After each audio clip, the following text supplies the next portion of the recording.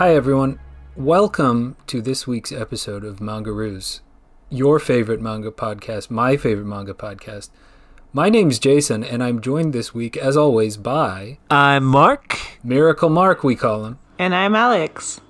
And we're here this week to discuss one of the Kono manga ga sugoi manga from 2023, Kore Kaite Shine, which in English evidently is called Draw This Then Die, and it's by Toyoda Minoru. Yeah, I thought it was going to be like Death Note at first, but it wasn't. Me too. Me too. I was picking up the light vibes, but there was none of that inside these walls. I hope you weren't disappointed. A lot of people have taken issue with the title. If you look at the Amazon reviews, one review in particular gave like 1 or 2 stars specifically because of the title. So that's something we'll get into. So Yoshida Minoru, he's been around for about 20 years producing various different manga. I'm not sure how huge of a hit any of them have been, but apparently he's got quite a cult following. This is my first time reading any of his work. And this particular one, Kore Kaite Shine, is published in the monthly magazine Gessan. Tankobon Volume 1 came out in 2022 in May, published by Shonen Sunday Comics Special. So far there have been 2 volumes published, and I guess the first thing to ask is get it right on the table. What did you think? Did you enjoy it? Is this manga indeed sugoi or not? What did you think? Alex, let's go to you first. I thought it was good. The thing is, like, maybe I've read a lot of manga about manga making. So I wasn't like, whoa, I've never read anything like this. So maybe that took away a bit from the sugoi part. But like, I thought it was solid. It's maybe not exactly for me, the style, but it's a solid story, I think, and entertaining. It's definitely got a distinct style to it. Sorry. Yeah, Mark, what did you think? Well, when you first told us the title, I thought this was going to be an instructional manga about how to write a will, getting ready for moving on to the other side. I was... A last-minute will. A last-minute will. I've only got 5 minutes before the hearse arrives. Kore Kaite. Shine! I was surprisingly disappointed when I opened up the manga and found out that it was not at all about getting ready for passing over to the other side. You are a man who likes to be prepared. I'm a man who likes to be prepared. Yoi shuto. And... We're going to have to edit that one out. Just bleep that one. Just bleep it. Beep. There it goes.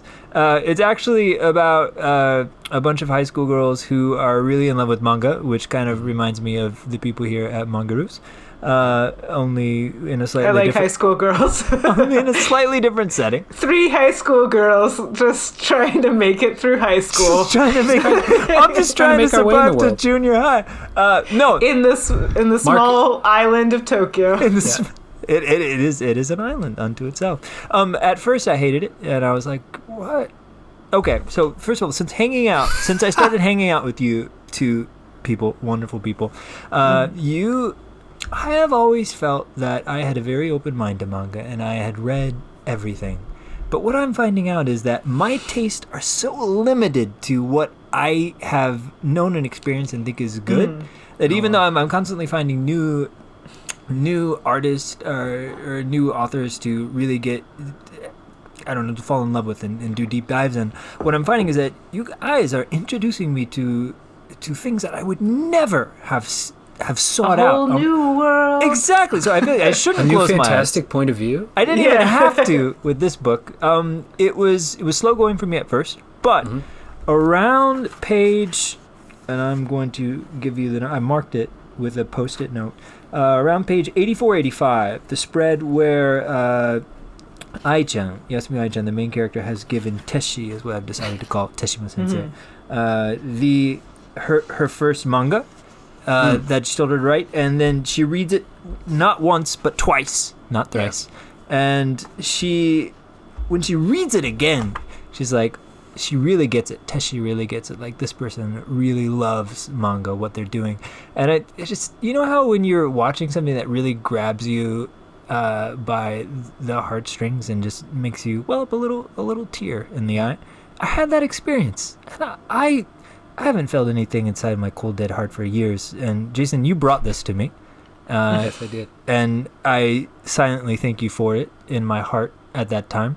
And from then on, I was a fan. It took me about half the book to get there. The art style is not for me, but this story is fucking delicious. I would recommend it to people who need to feel something.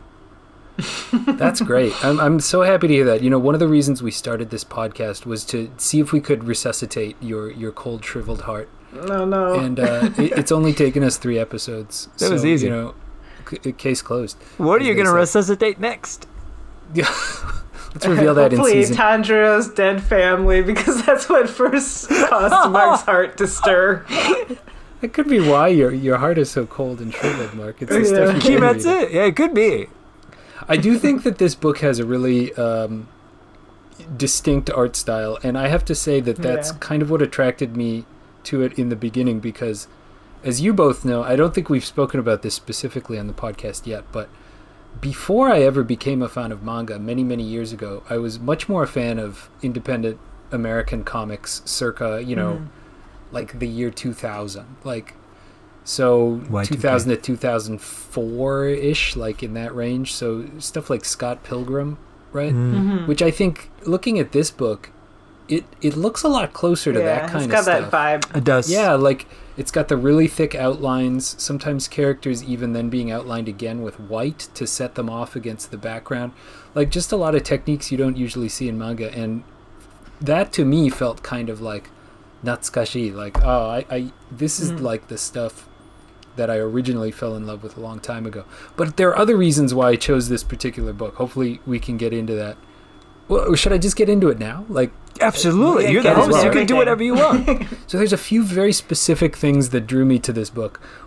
One, I love media that's about making that particular form of media, right? Mm-hmm. So manga that's about making manga, or like music that's about the craft of making music, or, movies that are about making movies. I've always been, for some reason, attracted to that form of storytelling. So this is far from the first manga about manga that I've enjoyed. I read the entirety of Bakuman for whatever reason. Oh, wow. Because I'm an idiot. I could not read the entirety of that. I stuck with it to the bitter end. This one definitely reminded me of Bakuman. Sorry, I just want to know, did it pay off in the end? No. Okay. They rarely do. Okay. I just had a lot of free time on my hands when that was being published. And then there was one that came out a couple of years ago that I don't think really found a big audience, but it was called Yoshino Zuikara. And I don't know. Yeah, and it was also about like an obscure island setting with a guy who just really wanted to draw manga. And but also because I saw that this particular story, Kore Kaite Shine, is set on Oshima Island, right? So for anyone who doesn't know, obviously we're all familiar with Tokyo, but part of Tokyo is in the south, in the ocean to the south of Tokyo. There's this series of islands, and they're technically part of Tokyo. A lot of people don't realize that, and certainly have never been there. The biggest one of those is Oshima, which is where this story is set. And for 1 week of my life, I actually lived on the island that's directly south of that, which is Toshima Island. Oh, really? And it was one of the weirdest experiences of my life. And so when I heard that this book was set there, I thought, okay, I've got to see what that's all about. And then also, the third thing was just the fact that it was on the Kono Manga ga Sugoi list. So clearly a lot of people enjoyed this one. And that was enough for me to want to check it out. So in exploring this manga and what it's all about, I actually had a similar reaction to you, Mark. At first I was kind of like, uh-oh, have I made a big mistake here? This is kind of dumb. I like how it looks, but no, it really won me over, because it goes through these phases of like it being like really sincere at some points, and then also having these really like kind of almost abstract moments, like when the what's her name? Dang it. Which one? The artist? Is it Kokoro-chan? Kokoro-chan is what Kokoro-chan Oh, you mean the art student type the art girl. student. Yeah. when she's introduced. Kokoro, Yeah, Fujimori-san. Yeah, exactly. Fujimori-san. When she's introduced, she's like depicted as being underwater with literally underwater creatures swimming all around her, but in actual fact, she's just sitting in the classroom. So it just like, I think it gets away with quite a lot of off the beaten track stuff that I think wouldn't necessarily happen in a mainstream like Shonen Jump type publication, you know, like. So it's a little bit weird, it's a little bit experimental, but it's got a heart of gold. I think the funny parts are genuinely funny, maybe not like laugh out loud funny. The parts that are supposed to make you cry a little tear, I think are successful in doing that. And overall it just won me over. I'd be interested in reading more. I think I'd call it like a solid B+.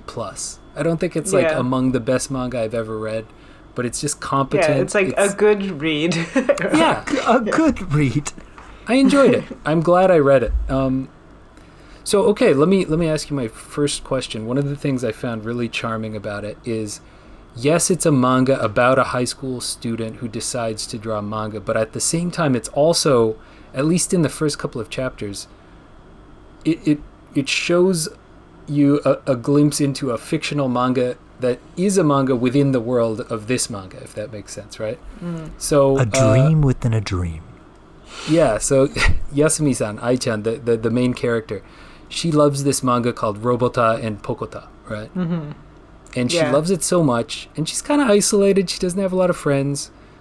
She loves it so much that one of those two characters, Pokota, who's like a very cartoony, obviously based kind of on Doraemon, I guess he's a tanuki or a raccoon. Yeah. He's become basically her imaginary friend. And for whatever reason, I got that. Like, I understood what that feels like. He's like the inner voice in her head. He appears to her in moments of great duress and her manga conscience. Yeah, I like that. Exactly. So that's my first question for you. Maybe not today here in 2023, but at whatever period or whatever point in your life. Well, no judgment, if so. Or maybe today, maybe right here during this call as we speak. Who or what has been or is currently your Pokota? Mark, do you want to answer that one first? Absolutely. For me, it was Taylor, who I thought was my best friend when I was in preschool. I have no idea now, looking back objectively, how Taylor felt about our relationship. But I enjoyed his company so much that I took him with me wherever I went. So I would like get in the car with my mom after preschool, because that's what you do. You get in the car and you go home. And I would be like, buckle up, Taylor, it's time to go home. And I would buckle up the seatbelt beside me, even though clearly there was nothing there but empty space. And then when I would go home, he would come home with me. We would hang out, we would play. He would have his toys, I would have mine. When we ate dinner, Taylor would eat too. He didn't teach me a lot, but he definitely was a constant companion. Wasn't the talking type. Not the talking type.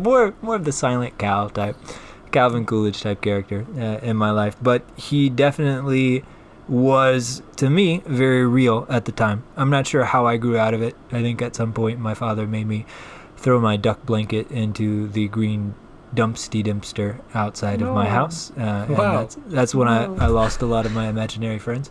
But yeah, that was my Pokota. Alex, what about you? I don't think I had like one Pokota, but I had an older brother who brought in video games into the house since I was like in like kindergarten. So I had always been playing video games, a lot of Japanese ones, which is how I ended up this way. They'll get you. You gotta watch out. And in like, I liked RPGs, so I would always go on like the little subplots of like, can you find my lost kitty? Oh no! Or like, I dropped my something in a well or something. I don't know. So I'd always try to like help people. And then when I was in the real world, I would think like, if I were in a video game, this would be a side quest, like talking to actual people. So when I was in elementary school, even, I kind of viewed like actions as like side quests. That's So awesome. maybe I was a little bit more helpful, but not for the reasons why people would think that you're normally helpful. That I thought that, like, in life, maybe it's like video games that you get, like, experience points when you're you do, leveling up like, little faster. side quests. So, and then I guess I got a little bit jaded in high school and stuff, and I stopped doing side quests for people as much. I just love that for you, the entire concept of side quests was your pokota. Yeah. I sincerely hope that if you have outgrown that, I hope it comes back, because that sounds like a whole lot of fun. Yeah, I mean, yeah, it's a good way. It's a good way to live. Pay it forward. Did you retain your experience points? Like, do you still have them to this day, or? I'd like to think that they were retained. I'd like to think. I don't know what happens if you choose not to level up. Do you just have like a reserve of experience points? That Yeah, you just maybe I'm like a cash in? Pikachu. Yeah, you're like never evolving. You don't have, you're waiting for a moonstone, is what you are. Yeah. You'll get yours one day. Well, that's our goal. That's our next goal for the podcast. Get Alex her moonstone. Yeah, I don't know if I'm ready to evolve. What about you? Yeah, what about you, Jason? I've had a couple throughout my history. I think when I was really, really young, it was Astro Boy, because I used to wake up like obscenely early just to watch Astro Boy. And at that time, I didn't even really understand the plot or what was happening. I just thought he was the coolest thing I'd ever seen. And then I think when I was slightly older, it became like the entire or most of the cast of Tiny Toons. They were just kind of they lived in my head, Barring rent-free most of the time. Yeah, and as Mark knows, that's also how I learned about They Might Be Giants, which I thought only existed within the world of Tiny Toons. As did I for many decades. But the I think a lot Johns of live us. on. Yeah, they've done a lot of great work. And then as I got older, this sounds ridiculous, but it was like for most of high school, somehow it was the Beastie Boys. They were like Mike D was your Interesting. Pokemon? they would just like I would always think when I was in like a tricky situation, or when you're in a high school and you're like you're not quite sure, but you might be in a situation where you're like, if I perform well here, if I do the right thing, if I choose the right dialogue option, will I become cool? Is this is this cool? Like, so whenever I would have one of those moments, I would always kind of pause and reflect and think like, well, what would the various different Beastie Boys do in this situation? Sabotage. And yeah, often it would involve wearing, retro thrift store shirts and large brown neckties. They answered all questions. That's all I needed at that point in time. I'd like to think I'm a little bit more mature now, but Did it work? I'm curious. Well, I never became cool, unfortunately, Yeah. but arguably neither did the Beastie Boys. This was when they were well past their prime. But, they were cool to me, gosh darn it, so that was enough. I feel like you're a lot like the main character of this manga, because it might not be the most best-selling manga, but it was cool to her. Exactly. So. Yeah, it served the purpose that I needed it to serve. And, I would argue that the Beastie Boys were rather financially successful. I'd say they did Probably okay for more themselves. than Teshi. More than the Teshi. teacher in this. I really want to find out why Teshi only got to put out one volume. And then I guess we'll have to read on. But I mean, hopefully we find out, right? So I have a feeling it's going to be a sad story, because just like editors and manga, it just doesn't. It's not a good story usually. manga and tragedy go hand in hand. What is the old adage? Manga plus time equals comedy. Tragedy plus manga equals I don't know, whatever. Maybe. So we talked a little bit about the setting, right? Which to me was somewhat vivid, and like I really recognized it. So I wanted to ask both of you, what did you think of the setting? And or as part of that question, have you ever spent any time on any of those weird Tokyo islands? Whether you have or you haven't, what did you think of the setting? What did it contribute to the story? What did it make you feel? Alex? I haven't had the privilege. Like, it's off of... I've been to Izu many, many times, and I always see, like, a big island in the distance. That's that one, right? The Izu, Yeah, Oshima. exactly. Yeah. That's Oshima, yeah. I think about going one day. It looks like it would be a nice place. But I think it's a kind of a closed area within a closed area in the story, and that the high school is already like you're in high school, you're cut off from adult world and everything, but then on top of that you're on a small island, so you're also closed off from like everyone else. So that's an interesting setting. What about you, Mark? I think the setting definitely resonated with me, having grown up kind of in a small town where everyone knew each other to some extent. I definitely got that small town vibe, and then being on an island would only exacerbate that feeling, I imagine. I've never been to Oshima, but I've been to other islands. In addition to the 7 islands that are part of Tokyo Prefecture, there is another one called Hatsushima that is part of Shizuoka Prefecture that is often included in that 8-island chain. Yeah, I didn't realize it was part of Shizuoka. It is. Hatsushima is. So it's not part of Tokyo Prefecture, and it's not nearly as big as these other. Well, I guess it's comparable to some of the smaller ones. But I've been to that one once, never to spend the night. The only island that I've spent the night on in Japan would have been Rishirito, way up right off the northern edge of Japan. It was in summer, right? It was the summer. There was like Golden Kamuy and you were like fighting the Russians in the middle of a snowstorm. You can see Russia from Wakana. It is no joke. It's literally, Sakhalin is right across the water. You can and all the street signs are in Russian and Japanese too. So it's a very different vibe. But I spent the night up on Rishirito. I climbed, it's called like Eizo Fuji or something like that. I climbed the mountain with a bunch of friends, and there's like a cabin where they set it up for like people who get stuck on the mountain, because I think a lot of old people go up and down every day, and sometimes you got to take a break or whatnot. That's just their daily health break. That's a daily health break. That's how they stay fit. We are sleeping in that cabin, so we took a bunch of snacky snacks and we camped out in the cabin. It was a great experience. But I imagined what it would be like to live there. They had 3 konbini, and it was all Seikomato, which is like the local Hokkaido chain of convenience store. And I asked them why. There. I was like, why do you have all these Seikomato? And they're like, well, no one else can afford to come in and ship supplies to the island. So I imagine that if you live there for a significant amount of time, it could kind of weigh on you, the sameness of the day in and day out. Yeah, the sameness, perhaps. Yeah, can you imagine living in that kind of, like you said, really closed community? Like, I think Ai-chan's friend Akafuku, which ridiculous name, Akafuku, but I get the sense that Akafuku has like never left the island, because in the first or second chapter, Akafuku finds out that Ai-chan went to Tokyo and is like, and she's like, there's Tokyo like, what did she? Buses. Oh yeah, buses. You rode on a train. You rode on a train. That's what it was. It was like, whoa, Tokyo sounds crazy. That's a genuine Inaka reaction, though. I thought that was awesome. Totally, very authentic. The author was speaking from a place of knowing. I mean, even coming from Connecticut, I think. Like, the first time I went to, like, New York City, I'm like, wow, I rode on the subway. You rode on the subway? And you are still alive? Yeah. So apparently Toyoda...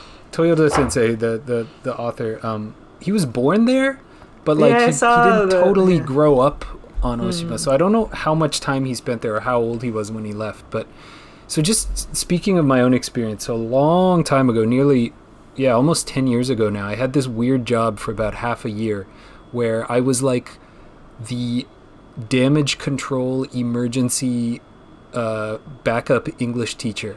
So I worked for this company, big company, I won't say the name, but they had people all over the country. And occasionally these teachers would just be flight risks, right? Like they would just leave in the middle of the night. Oh. And the schools where they worked would be furious. They would be calling the company like, what are you going to do to satisfy our demands? And they would need people like me to just send in at a moment's notice to just go. You were like emergency force, the emergency forces? Like the reason I took the job is because the way it was pitched to me was, how would you like to be the Navy SEALs of English teachers? And I was like, hell yeah. It's like, go, go, go. Yeah. And you were like dropped from a helicopter onto the island. I imagined what would Adrock and MCA say in this situation? And obviously they would have done it. So. Make my day! Yeah. No sleep till Toshima is what I said. So usually I would get sent to like just shitty neighborhoods in the middle of nowhere for like, 6 weeks. Once I had to spend 2 months in Fukuoka. I don't know anybody in Fukuoka. No water. No running water. I had to hunt. Whoa, really? Yeah, I had to like forage in the nearby forests, just eating nothing but mushrooms and berries. No, but Survival training. The one really cool assignment I got was I got to go to Toshima for 1 week. They flew me in on a helicopter. Okay, so the helicopter was real. It was real. It was like the opening to Jurassic Park. Like first there was just mist. I couldn't see anything. And then suddenly this island appeared. And the John Williams score. And an old man started telling you about his dream. Yeah, spared no expense. Spared no expense. So I get to this island. I'm like, this is going to be awesome. Oh my God, I can't wait. And about like 3 hours into my time on the island, I spent the entire week in a huge ryokan with no other guests. I was the only person there. It was crazy. For 100 years. And it turns out everyone there was a ghost, and I imagined the whole thing. No, but so I was there for like 3 hours. I decided it's a beautiful day. It's the middle of summer. I'm going to take a walk. I walk down the street, and the first thing that happens to me is a crow dive bombs out of a tree and like beak bombs me on my head. Like, it actually made me bleed. He knew that you were from around there. This is, yeah. Get off our island. Get off our land. So I ran back to the ryokan guy. That was a nationalist crow. I was like, do you have racist crows? And the guy was like, oh yeah, probably that crow's never seen anyone with blonde hair before, so... I was like, God damn it. He thought your head was full of tasty straw or something. Put a hat on it. It got a good chunk of it. It's still missing to this day. But here's what's crazy, right? So after that, I was like, well, I'm clearly not going to go outside anymore. So what am I going to do? And I found that down the street, there was like this lending library with just holy shit, like the one in this book? Yeah. Right, That's exactly. a real thing. That was the most improbable thing. I think when I was reading this book, I was like, who just has a store where you just lend books? How is that a viable business model? I could believe that, though. I've seen, like, in the Inaka, like, book lending shops. Anyway, keep going on with the story. So it wasn't exactly a shop. It was more like a community center type of thing. But that's how I ended up reading almost the entirety of Gin no Saji. You know, Silver Spoon. Oh, yeah. Remember that one? Okay. And so when that popped up in this book, I was like, whoa, I totally remember how this felt. And yeah, shit is real, you know? So anyway, super happy to like re-experience that one weird week I had, because I still remember it obviously so vividly. And just like the people I met while I was there were like these characters, like just super chill, you know, people that just live on this island, and they're like, yeah, you know, it's just a more laid back kind of life. They definitely have their own pace. Yeah, it was cool. Speaking of pace, a really weird coincidence happened with this book, because obviously the book that we looked at last week, Yes. Onna no Sono no Hoshi, featured a very prominent scene which we all loved, in which a high school student took her crappily drawn manga to her teacher and said, hey, will you please look at this and tell me what you think about it? Now, obviously, the circumstances in this book somewhat different. Yeah, a little different. When I picked this book, I had no idea that it would also prominently feature a scene in which that exact thing happened. So my next question to you is, who handled this better? Hoshi Sensei in last week's book, or Teshima Sensei in this book? What did you think, Mark? Okay, I think first of all, the two authors that we're talking about have fundamentally different approaches to creating manga. So with Wayama Sensei, I think with that author's approach, they're trying to bring realistic situations to life through the pages of manga, whereas Toyoda Sensei is clearly going for that almost slapstick, very much a manga comic vibe. So you have Teshima Sensei basically giving the sermon of her life to Ai-chan to try and dissuade her from walking down this dark and dangerous path that she herself trod as a young woman, and almost, well, I mean, if you read on, you find that she almost felt like she ruined her life. I mean, yes, she created this masterpiece, and that's amazing and whatnot, but as anyone who's ever sacrificed anything for art knows that there are certain rewards to that, but there's also things that you give up to make that happen. And I think she speaks from a place of truth, but it also comes off way over the top. And I don't think in a real life setting that sort of persuasive argument would have any sway with students. Although in the world of manga, it was hilarious, and like the iades and the trope where she does like the button mouth that looks like they got a little muffin stuffed inside of her mouth because she's so angry and she's not going to change her ways, which I think the Powerpuff Girls pioneered in the early 90s. There was a lot of muffin mouthing, which I thought was adorable because I'd already been won over at that point. But I felt like Hoshi Sensei was much more believable. I felt like that's really what a sensei would do. Or a teacher or someone who's trying to be a mentor in their life. It would if I were put in that situation, I would probably respond more like him, where I'm trying to give helpful advice, and maybe at the end of the day I lead to them to this conclusion where it's a really good idea to just end the whole thing as a giant cult comedy twist. And that's a good idea, and maybe that's not really a good idea, but I think what they do in this manga is more entertaining as a read than Hoshi Sensei. Like that could not stand as an entire manga, whereas this one, it makes it work. And then after that, they start working together and whatnot. And there's like a montage where they're gonna start drawing manga and they get better at it and whatnot. So it goes in a different direction. But I think Hoshi Sensei was more believable than Teshima Sensei, advice-wise. What did you think, Alex? Just I was thinking that they're coming from very different viewpoints in that Hoshi, he never actually pursued manga professionally. He just did it as a hobby. And he might have been very passionate about it, but it was only a hobby for him. So his advice is coming from a place of like pure hobbyism. And he also, the advice that he gives and how he tries to rewrite the plot is more just him being, a writing teacher and then just trying his best because he also has fun with manga. But Teshima, she's over having fun with manga. And I think just like in life in general. Yeah, in life. So she's not in the headspace to give the advice that he gave. Like she already used up all of that creative juice. And she looks at it more from like a utilitarian perspective, like actual like structure of the story and like pacing and like the characters. And that's why, of course, she's moved by the pure love of manga that she sees. And then later, she gives very good advice, which is you should start writing short stories and do it in 8 pages, do it in 4 pages. Just try to figure out overall how a story flows and how a story ends, which is the most useful advice you can give anyone starting out in comics. I think, or just even fiction writing, right? Right, even fiction writing, you always need to start short and not start long, where everyone young wants to write a fantasy novel, like a trilogy, like now, when they're 13.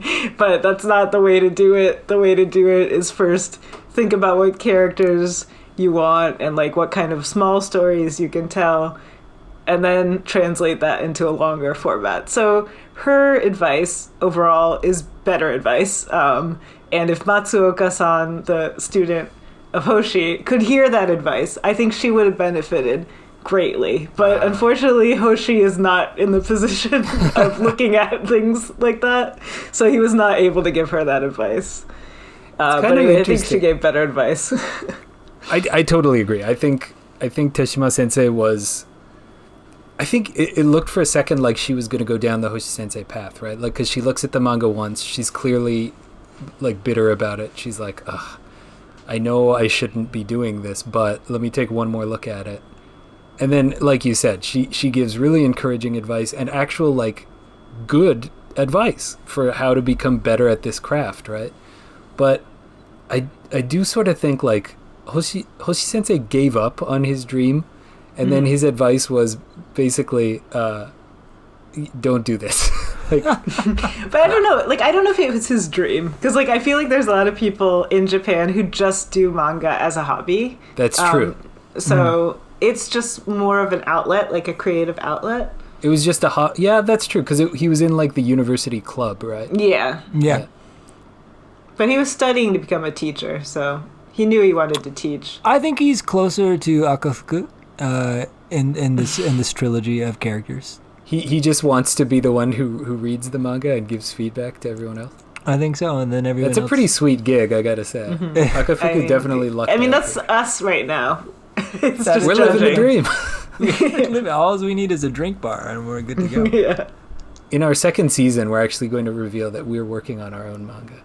Hey, I'm working on my own manga, and actually, I'm going to Comedia in February. I didn't know when to bring it up. Oh my gosh!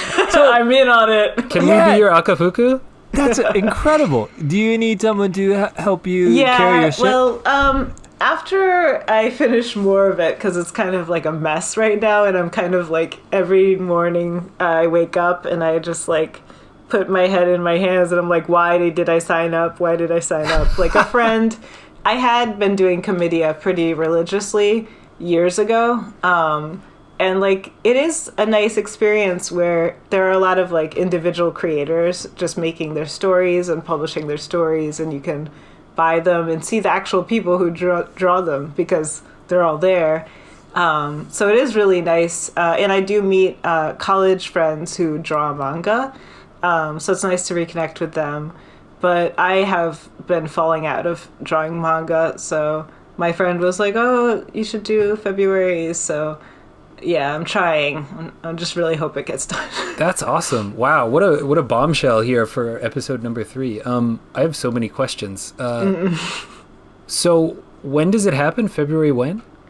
February 19th. Oh, you guys should come. If you're into like original manga. Like I think Comedia, the thing that makes Comedia good is that it's pure passion because it's original indie comics. I used to go to this thing called the Toronto Comic Arts Festival, and it's obviously much smaller scale, but like I used to read that kind of independent, like photocopied type of self-published stuff. So yeah, if I can, hop on a boat and hope my teacher doesn't find out that I'm there, I will totally. How many are you committed to? Like a certain number of pages that you need to produce? No, you don't need to commit, and you don't need to commit to producing any number of pages. You just need to show up at your table. A lot of people also make like little designs or little comics that are like kind of more designery as well. But it's mostly story manga. And then final question from me, and then Mark, it could be your turn. Of the creators that are there, what percentage would you say are non-Japanese? Just out of curiosity. Oh, few. Just because whenever I went in the past, people would stop by my booth and like just start talking to me, just because of the novelty of it of it all, and also other foreign people because they want to know how they can participate or like really what the event is, because like maybe they had just seen something was happening at Big Sight and then decided to go for it, and then they're like, I don't know why I'm here. Where am I? Please help me. Yeah. Oh, that's awesome. Good for you. Well, yeah, I'll definitely try to be there. Mark, any questions about Comedia? No, I'd never heard of Comedia before this manga. I knew about Komike, which is the one that a lot of friends that I had participated in, although I've never been. And that was the one that everyone would get ready for every year, and it was always a big deal. But Comedia was new to me, and I looked it up after reading this, and I was pleasantly surprised to find that it is indeed a real thing. And it's at Big Sight, which is an event place that many of us know and love. A lot of big events there. Love is a strong word. I don't know about love. Love is a strong word. It's way out of the way. There's a lot of memories. There we go. Memories. Work memories. Fun memories. No, that's cool. I'll definitely try to be there. So that was a big plot twist for our podcast here. Mm-hmm. Speaking of plot twists, there are a couple of very, like, almost cartoonishly outlandish plot twists in this book, right? The first one being that Teshima Sensei is actually the mangaka of the beloved manga that Ai-chan has loved for years and years and years, which, okay, kind of a little hard to believe, but let's roll with it. And then there's another one, like at the very end of the book, which I thought, that's quite decadent to try to get away with 2 twists of that magnitude in the space of like 4 chapters. So what did you both think? What were you okay with it? Could you handle it? Was it a little too much? Alex, what did you think?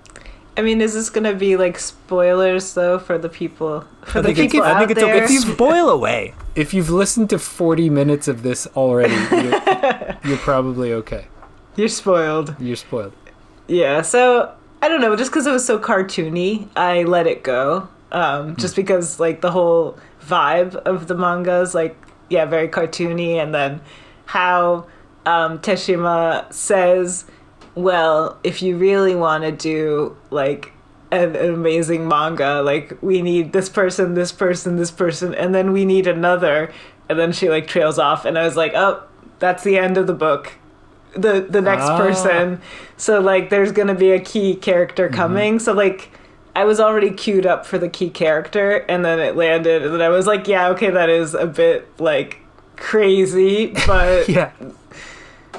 you know what? It's a lot. You know, Japan is an island. So it's just an just got island a in an little island. We're just on an island. So what are the odds that she would be on that island? That's a great point. And what is her, like, where is she coming from? Clearly she's a Tenkosei trope, so she's just been transferred from some other high school somewhere. I don't know. What did I agree with you that it's hard to get angry with any individual aspect of this manga. But what did you think, Mark? I saw the Teshi Sensei thing coming a mile away. Pretty much from the moment that she made her go and take that manga back, I knew that. And when she opened, she was searching on Google for how much it costs to buy the Pokota manga, and then she was checking out Hoshino Rei Sensei's Twitter, and then she found that he posted for the first time in years. I knew at that moment, oh, it's Teshima Sensei. Wow. I mean, I'm really bad at... Okay. This is why I don't read detective novels, because I can never pick up on these clues. I thought that was telegraphed well. Good for you.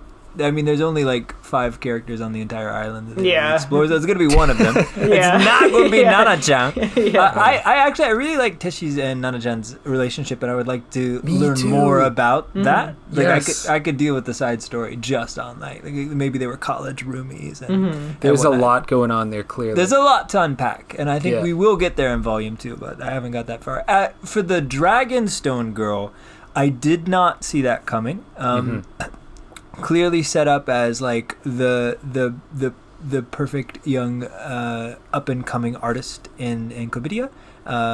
When they have a brief interaction there, and she's like, oh, she's about the same age as me, but I didn't expect her to move to the island, because I can't imagine, just based on various population trends, that kind of thing realistically happens. Yeah, my high-powered salaryman father moved here for work. Like, for work? I'm an Oshima now? Whoa, yeah, like maybe she's gonna work at one of the 3 stores that exist on the island. I don't know, but you know, it's a manga and anything can happen. Weirder things happen inside of this. I mean, she has a little raccoon dog floating around her, giving her advice, basically telling her what to do. I feel like that's less weird, though. I don't know. That was oddly, that was one of the more believable aspects for me.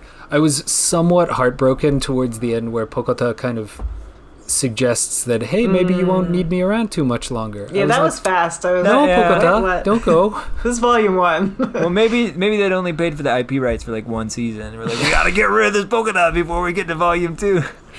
Draw them in with Pokota, make them stay with Stone Dragon Girl. But Mark, you hit on something that I wanted to mention actually as well, so I'm glad you mentioned it. And like, actually for me, what I don't know yet if I'll read volume 2. I might at some point, but if I do, it's hoping that we get a lot more about Teshima Sensei and Nana-chan, and maybe not as much about the manga I'm actually not. girls. Like, I don't super not care. so much into that. Sorry, sorry, girls. But if I could get like 8 to 12 chapters of flashbacks into their lives, Teshima Sensei and Nana-chan, fascinating possibilities there. And even just like the nighttime Night Island full 2-page. Yes, the spreads that they do. Spread Oh, where it's so just good. The two of them lighting each other's cigarettes and just having a heart to heart. I was like, But give me Teshima-san- more of this. Teshima Sensei isn't smoking, but Nana-chan she pulls out a cigarette, which one, I guess you can only really do on islands anymore, because in Tokyo now, it's either e-cigs or nothing, right? Frowned upon. Yeah. Very much frowned upon. But then Teshima Sensei, who does not smoke in the entire manga, has a lighter ready. So you know they've been in that situation for years and years and years. So I want to know more about that romance, and I hope that comes in volume 2. Totally agree. And you do not get as buttoned down and absolutely, what is the word, prim Prim and proper. as Tejima Sensei is in this volume. She's clearly got some kind of like wild backstory. Yeah. She's been through some shit to arrive where she is, and to just willingly walk away from her teacher position that easily. She's clearly got a wild streak.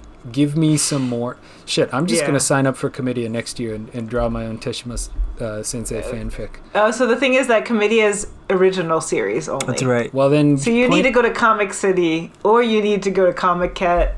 yeah, Comic for Cat. that. All right. Well, wherever I need to go, let me talk to some people.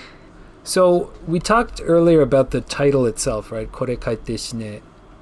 What did you think about the title? Was it a good title? Was there a better one, or was it actually okay once you had actually read the whole thing? Who you Mark, what did you? I'm asking. Just the room. No, Mark. the room? What did you think?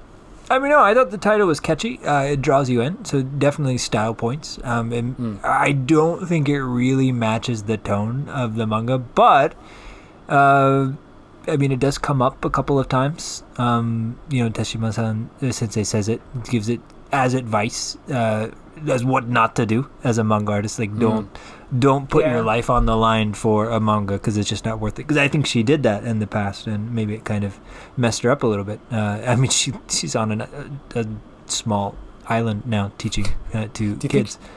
Do you think she got like relegated there? Like she had to go there for some form of punishment? We're getting way too deep into Teshima. Shimanagashi, right? Like one of these old-time exactly. punishments where like now you have to go and teach high school on an island because you wasted didn't your draw, life. Good enough manga. Because you weren't good enough. That is I apologize in advance to the people of islands everywhere who are listening to this. And it as is we not a discussed punishment. last week, we love teachers. We love are teachers. huge Yeah. fans of teachers. Respect. It's not a punishment. It is not a Teaching is not a punishment. She's not on no she's not on probation here or anything like this. But I think the only other thing that can really be said about the manga is you could call it Toyoda Sensei draws shoes really well, because if you look I at didn't notice everything inside this manga, the characters are pretty much they have a little bit of same face syndrome. Yep, and it's a weird '90s anime face. It's a weird 90s anime face, but if you look at stuff like look at the scene on page, what page is this? This is page 40 even and on the 41. back cover. Oh Like, yeah, that's a classic. the love that goes into this 2-page spread is almost entirely concentrated on the shoes. The Skechers that she's wearing. I don't know why the author chooses to there's another panel when they're like, when Fujimori is like, can I go up the mountain with you next time? That's exactly the one I'm looking for. And then there's a panel where there's looking just down shoes. at her incredibly just, stylish shoes. It took me a second to understand. I was like, shoes? No, I think this author is amazingly talented at drawing shoes, and they try to work it in wherever they can. I thought you were making a dig at the Chainsaw Man guy. Yeah, that's what I was going to say. It's the opposite of Fujimoto Tatsuki, right? Like Every author has a different superpower. I mean, maybe the what two if they should do a combined? collabo. Yeah. Oh my god, they should do that. Like imagine a full huge poster-sized illustration of Chainsaw Man but with really hot Toyoda Shoes. Sensei Some sneakers. really flashy kicks. That would be the hotness. I would buy that in a second. I'd get that tattooed on my body. Who wouldn't? So what did you think of the title though, Alex? Yeah, at first I was like, Teshima Sensei does like say it, but I was like, Wait, so that's why it's the title? Yeah. At first, and I was That's what just it like, means to be a title. and So I someone felt says a little bit angry. Like, you know how when you're listening to a song in my and heart. like the title is kind of like buried in the lyrics, but it's like Yeah. in the inconsequential lyrics, and they Frank like took Sinatra's it My from Way. there. Yeah. And I'm just like, wait, but why did you make that the title? Like, I understand it's in it, but like it wasn't the most important part. So like you just picked a random, like you flipped through your book, pick a random page, and we're like, hey, that sounds catchy. Like, I'm Yeah. gonna make this the title. So at first I was angry, but then I got to the flashback with when she was making her manga, and then got the advice from the person that she looked up to the most, and that was kind of the advice. So then I was like, oh, okay, now I'm okay with it. But that was the end of the book, so it took me a while to feel okay about the title, but then I felt okay about it after the flashback. Yeah, I went through a similar journey actually. Like even when Teshima Sensei delivers that speech, when she gets to that final line, which is "Kore kaite shine," it's like, you know, you need to be willing to bet your life on this. It's life or death. It didn't even quite ring true to me in the moment. I was like, is that really what you would say in this situation? Like, the stakes didn't It's feel like high weird enough. to say to a high school girl. I don't know. I thought it was weird to say to a high school girl. For all the moments in this book that did ring true emotionally, cartoonish as they may be, that part didn't really land for me. So to make that the title, I was kind of like, I don't know, man. But then I was trying to think of what would a better title be, and I couldn't really come up with anything very good. Titles are hard, you know? Yeah. Like, what are you going to call it? Oshima Manga Adventure? I wish that the flashback had happened earlier, because that actually made me really like the teacher. Yes.